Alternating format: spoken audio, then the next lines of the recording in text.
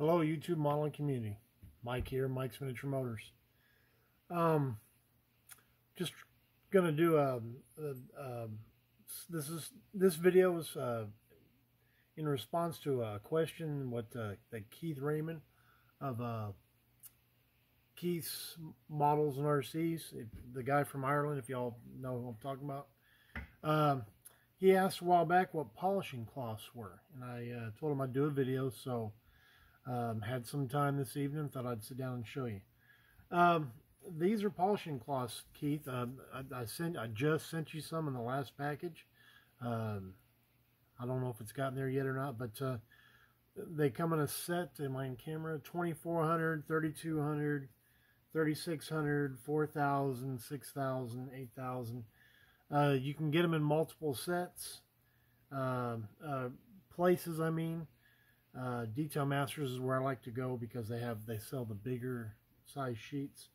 You can find people that sell the pads. These are basically just pads already that have the cloths on there. I've got one set I bought at one place. I don't remember where. They were thin. This one, the pads were thicker. Biggest difference in a lot of places that you go are the size, the sheets. You can actually go to an auto body paint house and buy like 8.5 by 11, 8.5 by 11 sheets, or you can go online and from like Detail Masters, for example, and buy the sheets. For those of you that know how to polish, I would either you can speed up the video or stop watching at this point, but what I use, what you're going to need, Keith, is you're going to need a bowl of soapy water. It's just a bowl of water. I put a couple of drops of dish soap in there. Helps break the water tension, helps things kind of slide around a little bit when you're polishing. You're also not only going to need the polishing pads. The first polishing set I ever bought came with a foam block like this. So I bought another one from them because I had a hard time finding foam blocks. It wasn't until I got married that if you go to a nail or a beauty supply house, they actually sell these foam blocks, and they've got and you can get different grades of sandpaper, but sandpaper all the way around them. The reason you want to use a block on your paper or your polishing cloth is because it's going to give you an even pressure on your surface. Versus using your fingers, you're only going to have, the tip of where your finger is underneath there. And it won't polish out your paint job as smooth or as well or as quick. So, I was taught that, you take your first grit and you go this direction. Am I in camera? Yes, I am. I just want to make sure, guys. It's the first time I've kind of set the camera up to do this. The most important part, Keith, or anybody that's watching this video, and I'm starting off with a 3200 on this one, is you want to make sure that with your first cloth it's as smooth as can be. You can usually get in the light, and what this is here, I didn't explain beforehand. This is a 64 Fairlane. I just sprayed some coats of black primer across the top of the car so I could show you that even a primer paint job can be polished to a shiny finish. Because can we agree that's a flat, is the camera on there very well? But that's a flat surface. There we go, guys. I moved the light over. Hopefully that helps. But basically what you want to do is you want to make sure that if you're doing a clear coat, there's no orange peel. There's no craters. I usually put my visor on when I'm doing this so I can make sure that it is perfectly smooth, because when you move to your smaller grit, that won't cut the paint like the coarser grit will. Like I said, I'm starting on this with the 3200, and hopefully I don't burn through. Alright. When I was somebody taught me, hey, this is how you use it. they tell you to go opposite direction each time. Well, sometimes when you're in a tight spot, you can't always do that. So what I've come to do, and some of y'all will go, oh, you shouldn't do it that way. I do circles on my next grit down, and then when I go to the next one, I'll show you. I cross, I do front and back, left, right, whatever you want to call it, and but basically you want to do opposite strokes, because what you're doing with your next grit down is taking the scratches out of the previous grit.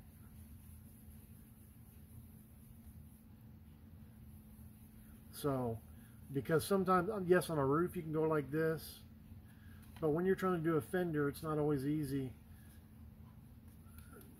to cross sand. So this is just something I do. We all have our own different techniques. Guys, feel free to leave in the comments how y'all do it. Keith, feel free to read through those comments if people leave the comments. This is kind of my first how-to, guys, so I don't know what kind of reaction I'm going to get from y'all. Like I said, this is mainly just trying to help Keith out.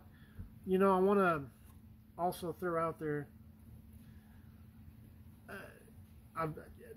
if you go to my channel, I have multiple, and I mean multiple, lots and lots and lots of playlists downloaded onto my my channel, from reference type pictures like the H2R.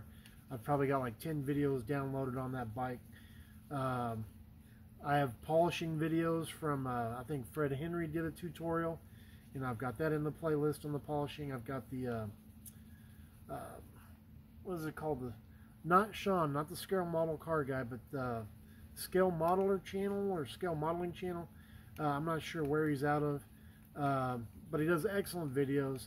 He's one of the, not the first people I found, but I found him pretty early when in my searching of the community. And when I get to the moto tool, some of y'all like to use the cloth wheel, but I like to use the polishing pads that he has, or that he suggested. And again, you can find it in my playlist. Go find the link, because they're more like what I use on a one-to-one car. And I'm kind of going quick, guys. A lot of times I'll stop, I'll check, I'll stop, I'll check, I'll wipe it dry, check. And here I'm just trying to give you all the gist of it, because I don't want to have a long video. And all right, so we've done the 32. I did the 4,000. That was the 6,000. And now I'm getting ready to do the 8,000. Drop my towel.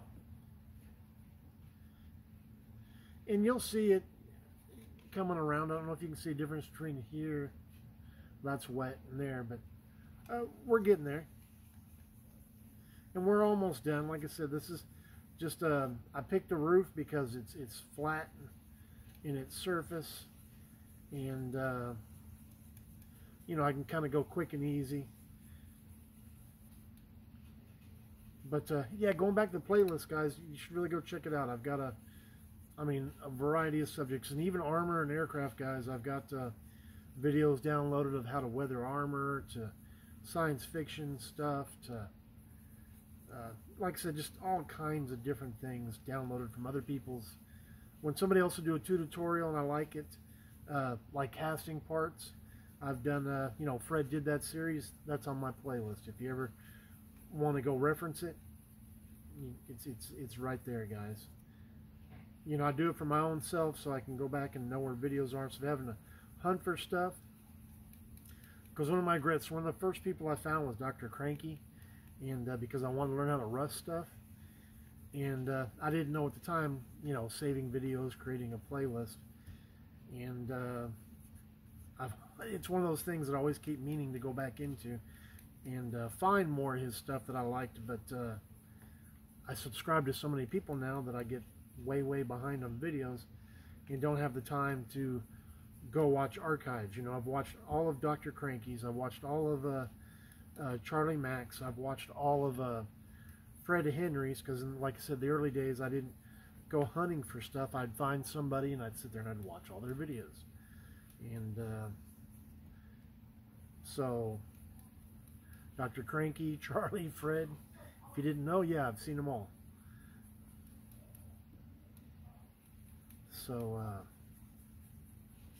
all right, guys, this is the 8,000, and I'm going to stop because, like I said, I'm trying to fight the clock here a little bit. Wipe it off. Okay, once you get down to the 8,000, and you could go all the way to the 12,000.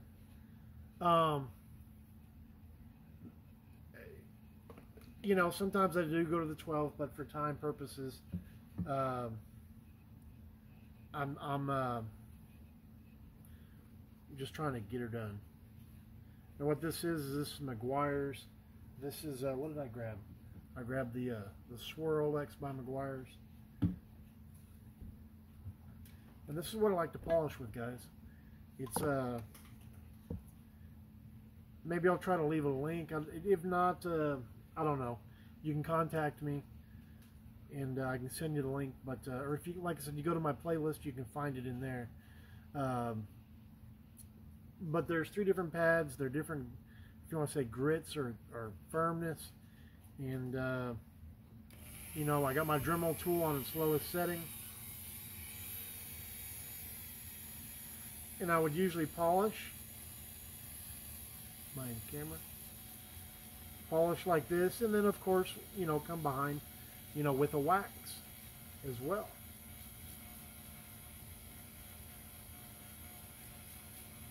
But the reason I don't use those, the first time I tried to use a Dremel, I did use those little cloth, round cloth discs, and you polish like that. But I burned through my paint, I think twice, and I said, you know, forget this. And then I just happened to see that video like a month later, and I was like, you know what, I'm going to order those. And I think it was actually close to Christmas, and my son's like, hey, what can I get you, Dad? And I said, hey, how about this? And I think he's the one that actually worked, because I think we got him on Amazon, and it was Amazon Prime. Is my camera focused? All right, guys, I don't know if you can see the shine on that. Try to wipe the moisture off. Can you see the difference in the back of the roof and the front of the roof? Is that coming through the camera? Yeah, it looks like it's pretty good.